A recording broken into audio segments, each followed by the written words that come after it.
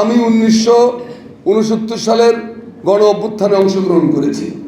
71 সালে মুক্তিযোদ্ধা ছিলাম। আরও মুক্তিযুদ্ধ করে যে গাধামিটা করেছিলাম সেটা হলো অস্ত্রগুলো সব জমা দিয়ে দিয়েছিলাম। অস্ত্র জমা দেওয়ার পরে আওয়ামী লীগ এবং তাদের যিনি ফ্যাসিস্ট আইকন শেখ মুজিবুর রহমান খারাকের জাতির সাথে বিশ্বাসঘাতকতা করেছিলেন, প্রতারণা করেছিলেন। মানুষ কি ভালোবেসে কি বিশ্বাস করে তার হাতে দেশটা তুলে দিয়েছিল। 3.5 বছরের মধ্যে বাংলাদেশকে তিনি হাবিয়া দোজক বানিয়ে ফেলেছিলেন।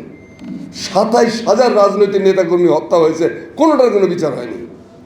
15 লক্ষ লোক দুর্ভিক্ষে মারা গেছে, অথচ সম্পদের কোনো ঘাটতি ছিল না। তারপরে তিনি যেটা করলেন সেটা তো আর তার বাঁচার রাস্তা ছিল না। তিনি 4th সংশোধনী করে সমস্ত রাজনৈতিক দল ব্যান করলেন, সংবাদপত্র নিষিদ্ধ করে দিলেন। তার কি আর কোনো ওয়ে ছিল শেখ মুজিবকে উৎখাত করার? কোনো রকম গণতান্ত্রিক কোনো প্রসেস ছিল? সব স্তব্ধ করে দেওয়া হয়েছিল।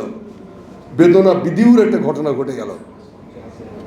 এইবারের বিপ্লবে একটা পার্থক্য আমি লক্ষ্য করতেছি, সেটা হলো যে ছাত্ররা কাউকে বিশ্বাস করে তার কাছে সব তুলে দিয়ে বাড়ি ফিরে যায়নি, যেটা আমরা করেছিলাম 71 সালের পরে। তো ফলে আমি ছাত্রদের কাছে আশাবাদী। আমাদের উপদেষ্টাদের কথাবার্তা কম বলা উচিত, অপ্রাসঙ্গিক কথাবার্তা বলেন অনেকেই। এখন দেখেন সমস্যাটা কি, আমাদের ইলিশ কিন্তু চলে গেল, 3,500 টন ইলিশ এখন দিদিদের দেশে চলে যাক, ইলিশ দেখ, সম্পর্কটা ভালো হলে হলো। ইলিশ যাওয়ার পরপরেই ভারতের স্বরাষ্ট্রমন্ত্রী অমিত শাহ কালকে বলেছেন যে বাংলাদেশিদের পেলে গাছের উল্টো করে ঝুলানো হবে। এইটার নাম বন্ধুত্ব? এই ভাষা তো দানবের ভাষা, ফ্যাসিস্টদের ভাষা, আওয়ামী লীগের ভাষা। এটা তো কোনো মানুষের ভাষা না। এটার একটা জবাব দেন মাননীয় পররাষ্ট্র উপদেষ্টা। কথাবার্তাটা মানজা সোজা করে বলতে শেখেন, কারণ আপনারা দেখলে আমার মনে হয় লোক কখন টোলে পড়ে যায়। মাজা সোজা করে কথা বলতে শেখেন। আপনার পার্বত্য চট্টগ্রামের মধ্যে আবার লেলিয়ে দেওয়া হয়েছে ঝামেলাগুলো, আপনি ভদ্রতা বলতেছেন। আপনারে কুকুরে কামড়াচ্ছে, আপনি বলতেছেন রবীন্দ্রসঙ্গীত শোনো।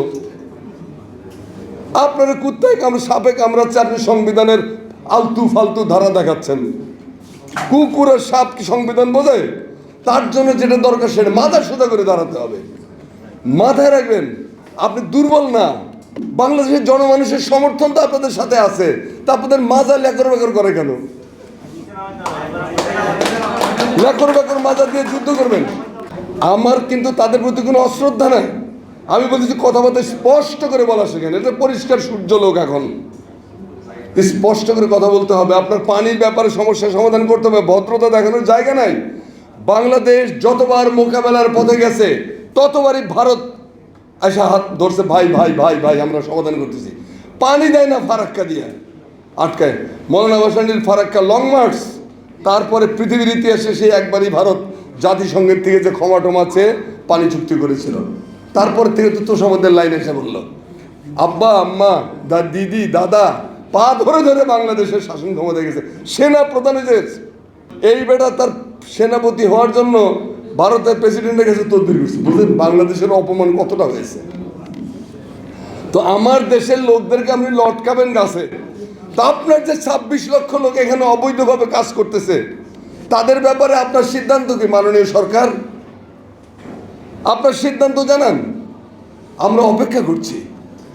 কালচারাল ফিল্ড, যেটা আমাদের কালচারাল ময়দান, কালচারাল এরিয়া, এই সংস্কৃতি বিষয়ক মন্ত্রণালয়ের ভেতরে সবচেয়ে বেশি ফ্যাসিবাদের দোসররা যুক্ত। আমাদের তথ্য মন্ত্রণালয়ের সবচেয়ে বেশি ফ্যাসিস্টদের দালালরা যুক্ত। এই দুই জায়গার ভেতরে মাথাগুলোকে কেটে ফেলানো হয়েছে কোথাও কোথাও, কিন্তু ভেতরের মাল মশলা সব সেম রয়ে গেছে। আপনি একটা বড় সাপকে মেরে ফেলছেন, বাকি সাপের ফ্যাক্টরি তো এগুলো। এই ফ্যাক্টরি সাফ করবে কে? আপনাদেরকে যাতে ম্যান্ডেট দিছে, আপনারা সাহস নিয়ে সেটা ব্যবহার করেন, পরিষ্কার করেন, আপদগুলোকে দূর করেন।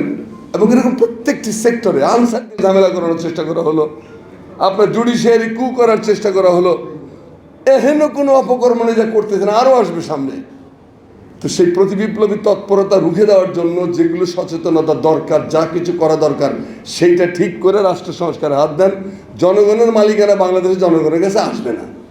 দরকার একটা মাও সেতুংয়ের, দরকার একটা ফিডেল ক্যাস্ট্রো, এরকম দরকার একটা মাহাথির মোহাম্মদের, হয়তো সেগুলো আসবে একদিন। তারা হয়তো জনগণের কাছে জনগণের রাষ্ট্রটা পৌঁছাই দেবে।